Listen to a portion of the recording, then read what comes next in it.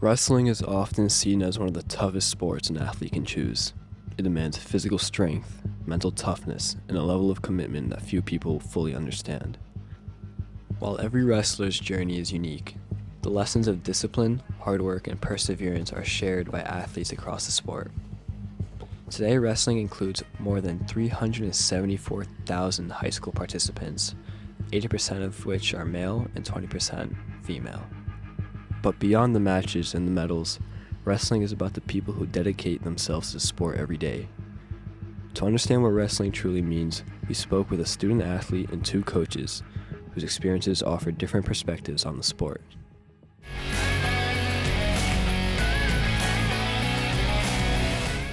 My name is Robert Mahar. I've been wrestling for like 3 years.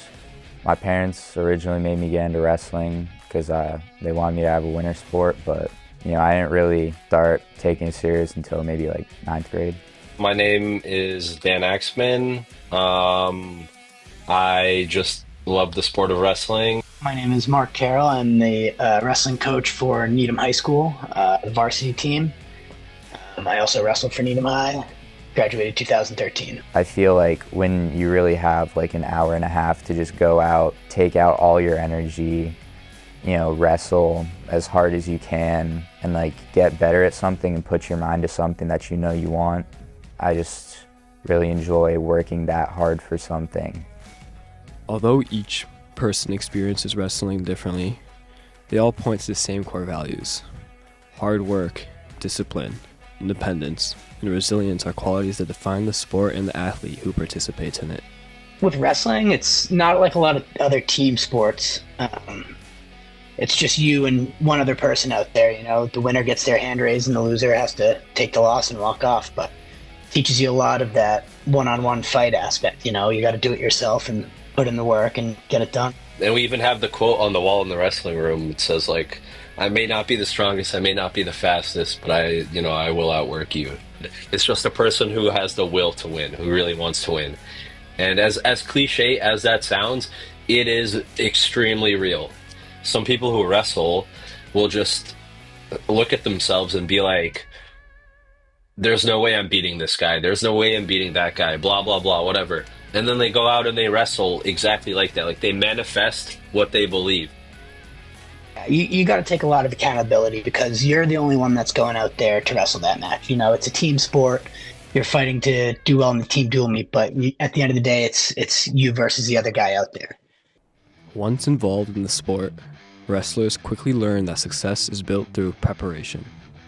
Every achievement on the mat begins in the practice room, where athletes spend countless hours developing their skills and pushing their limits. I would say they're definitely difficult, a lot harder than like most things that you do, because it feels like your whole body has to work all at once in sync, and it's all kind of working in a way that is very exhausting. The easiest part of practice usually feels hard anyways. And we would start off with a lot of running. It would probably be like 20 minutes of running stairs, calisthenics, stretches.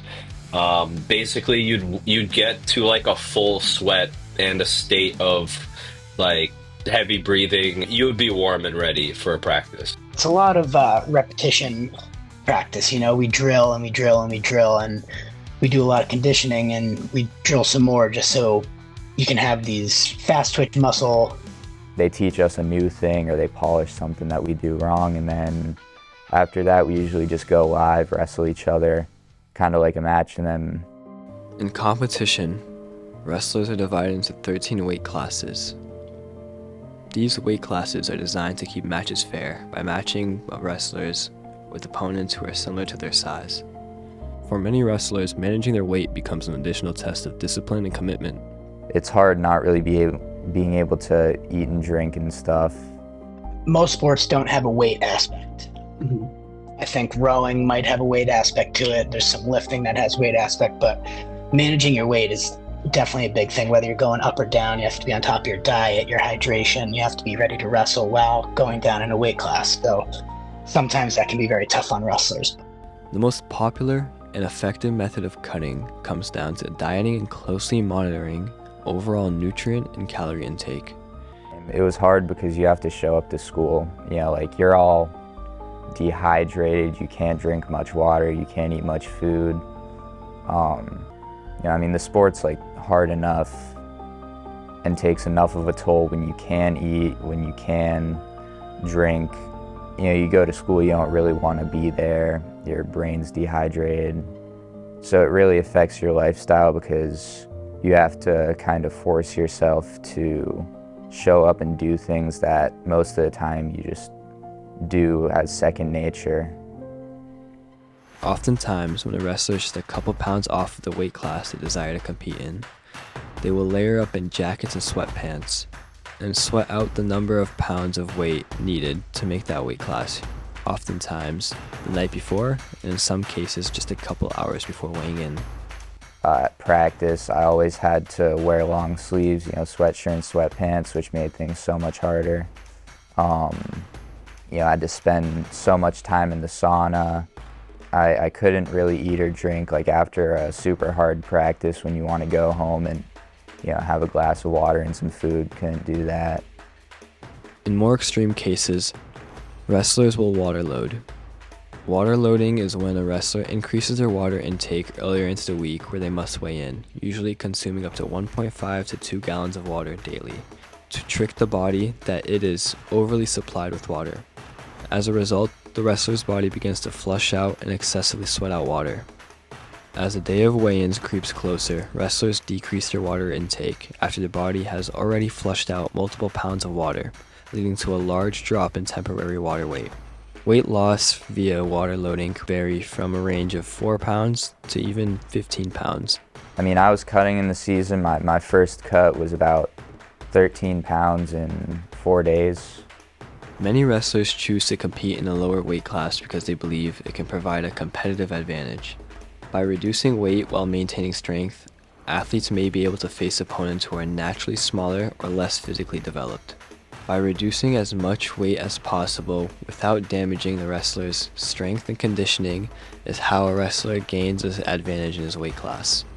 You have a guy who's normally like, you know, resting body weight of like 170, wrestling somebody who's 150 normally.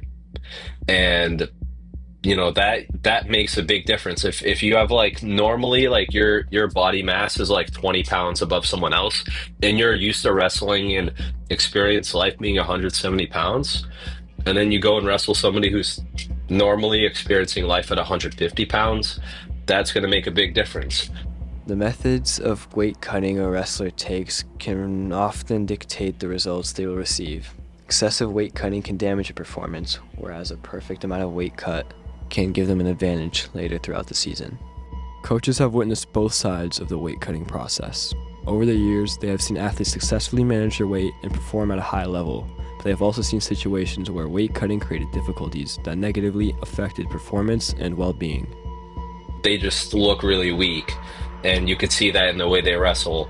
I've seen like the two sides, like the side where somebody has cut a lot of weight and they visibly like look weaker, they look like pale, they just don't look healthy, and they look like they had to cut weight to make that weight, right? Unfortunately, like they can't like just wrestle like a weight higher, so they had to do it, and they did it. But it's not that they wrestle poorly, they just physically cannot like keep up in tempo with their opponent, and they lose out on scrambles and you know, give up takedowns when they could otherwise defend properly or attack better.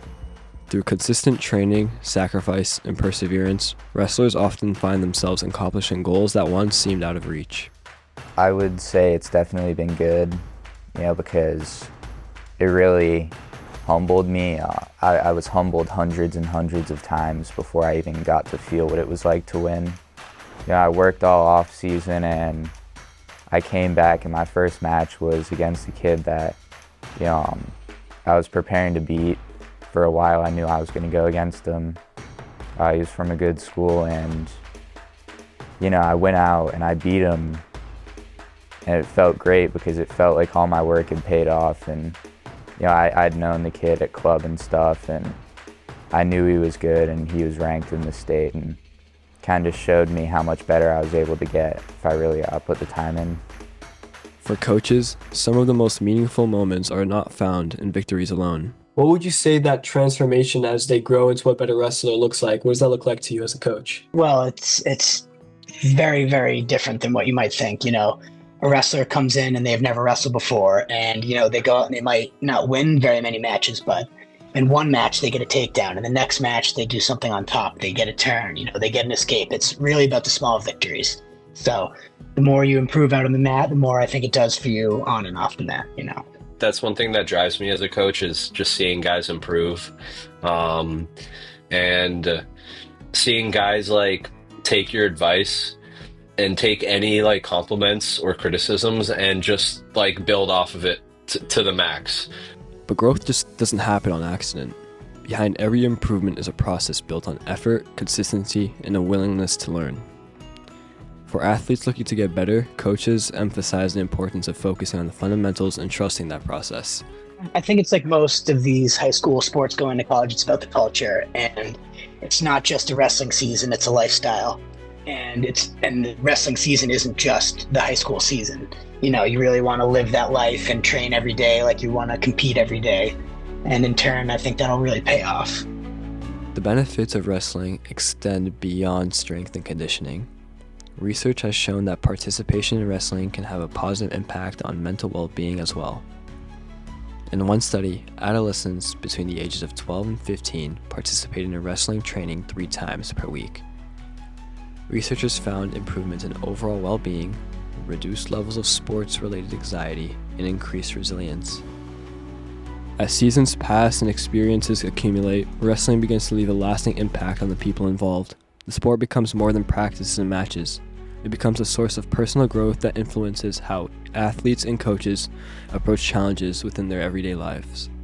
I would say losing really helped shape my perception of my results, because I realized I'm not fully in control of the results, so I'm going to try my best to win, but maybe I lose and maybe I have to learn something, and I would rather learn that now than later when there's no space for learning anymore. I don't think I would have my work ethic that I do now without wrestling. I work in the trade, so it's a lot of physical and mental toughness that you have to push through, and I think without wrestling I would not be able to do that. Long after the final whistle, and long after athletes leave the wrestling room, many of the lessons learned throughout the sport remain.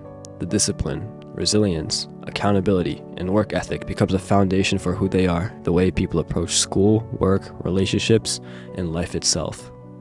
I feel like I've been able to put my mind to something for so long. I've been able to change my lifestyle. I've been able to make good habits. I've really been shaped into someone who is able to stay disciplined, who's able to work at something, whether it be school, whether it be wrestling, or even just something like mowing my lawn. I feel like I do it and I do it well. I am really able to stay calm and keep my head level in situations that aren't exactly ideal for me.